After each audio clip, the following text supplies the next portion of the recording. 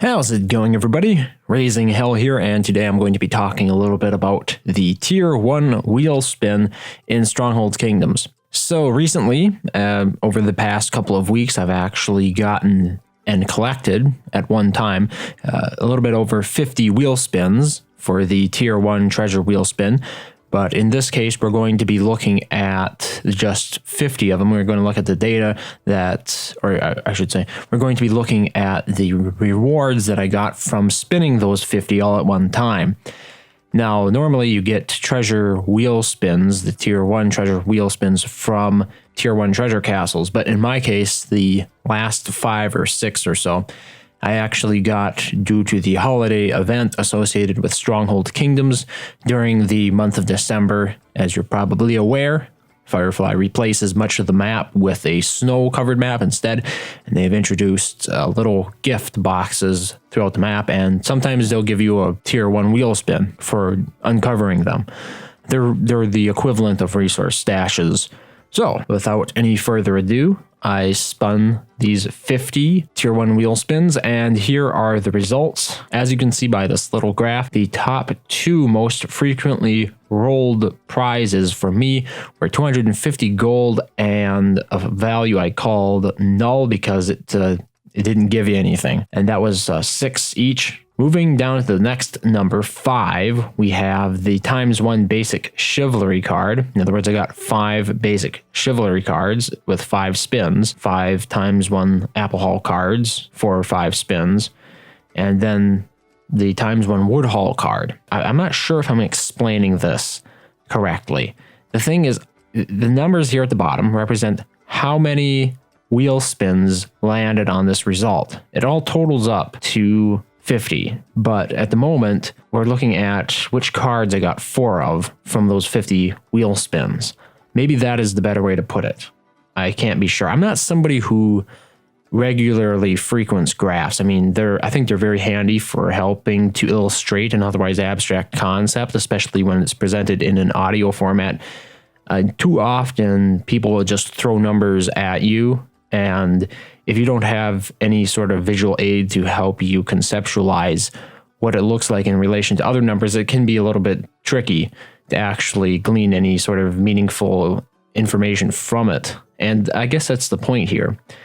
We don't know how relevant this information is. The most shocking numbers were the ×1 food card pack, of which I only got 2, the ×1 cheese haul, of which I only got 2, and the 10 card points. So overall, I would have to say that this is not all that relevant.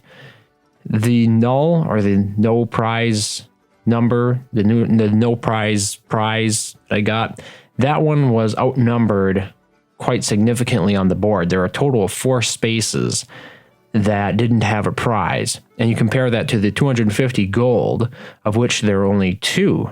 So, it's half the amount, half the chance. If each one of these prizes has an equal chance of being hit or landed on, even though the 250 gold only had a half a chance of actually turning up, then the no prize did, I still got just as many of them.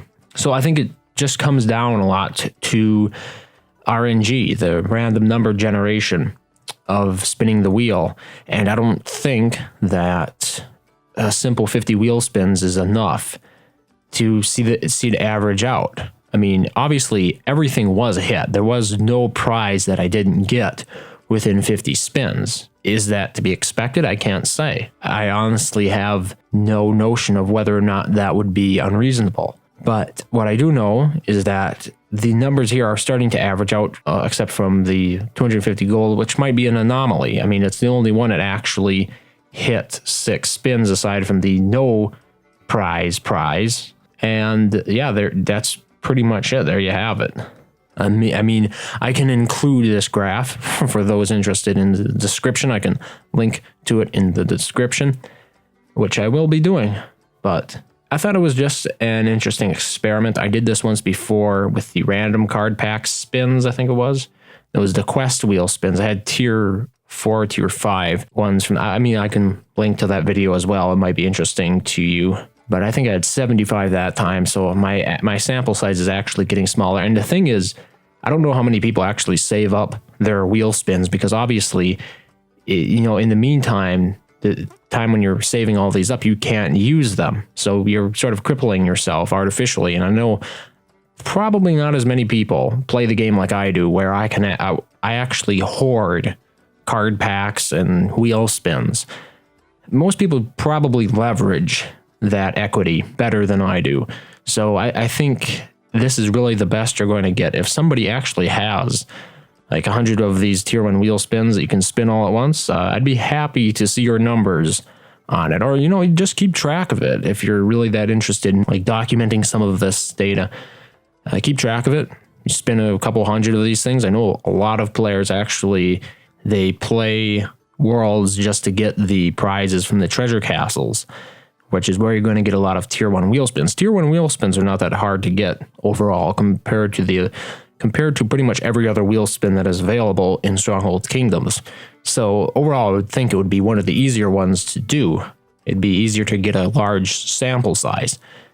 But I'm not the one to do it, I don't think. So if you know somebody, or if you are somebody who has those numbers, I'd be excited to see them. I would be interested to see if my speculation here is correct and a lot of these values actually average out, aside from the ones that actually have, or the ones that are actually overrepresented on the wheel itself. In other words, the no prize, which has more chances of turning up than pretty much any other prize on there. I think, yeah, it does. It's like twice as likely to appear compared to pretty much any other prize that's available. So that pretty much sums up my thoughts on the subject and my findings on it as well. So thank you very much for watching, as always, and I hope to see you next time.